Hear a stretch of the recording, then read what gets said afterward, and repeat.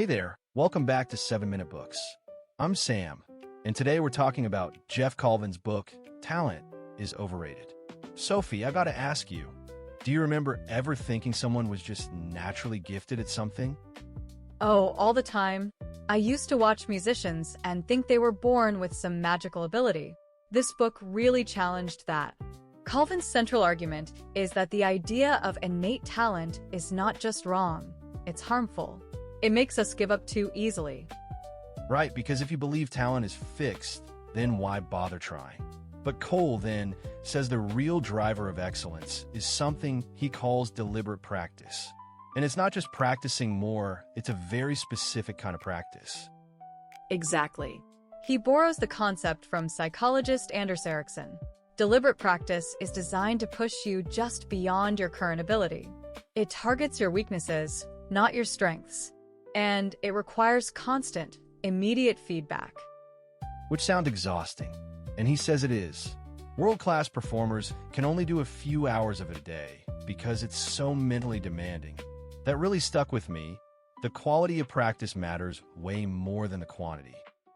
Yeah, most of us do what he calls naive practice.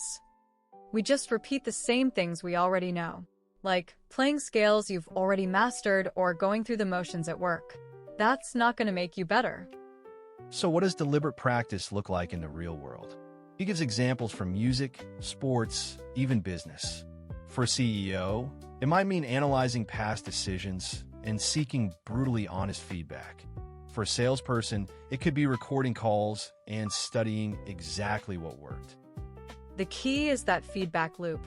You have to know immediately whether you were right or wrong. That's why a good coach or mentor is so important. They can see what you can't see and design practice that pushes you.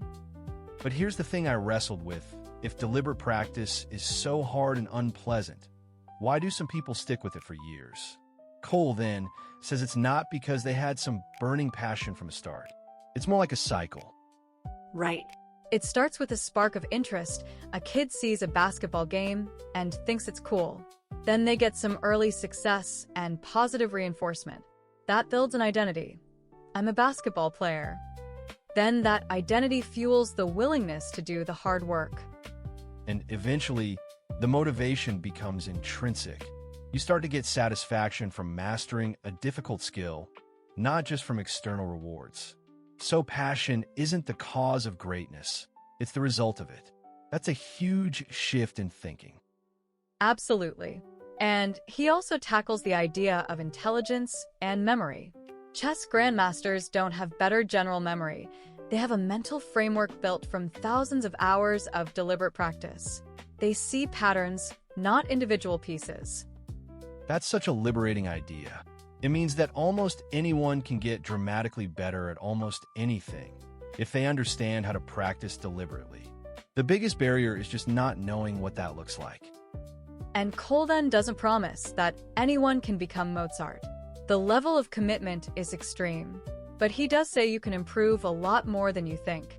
The real secret is that there's no secret, it's a choice. So what's the one thing I'm taking away? It's that the next time I see someone who seems impossibly talented, I'm not going to envy their gift. Instead, I'll ask myself what kind of practice they must have done to get there. And then I'll think about what I'm willing to do. If you want to dive deeper into deliberate practice or explore other books on building skills, the whole library is over at 7minutebooks.com/app.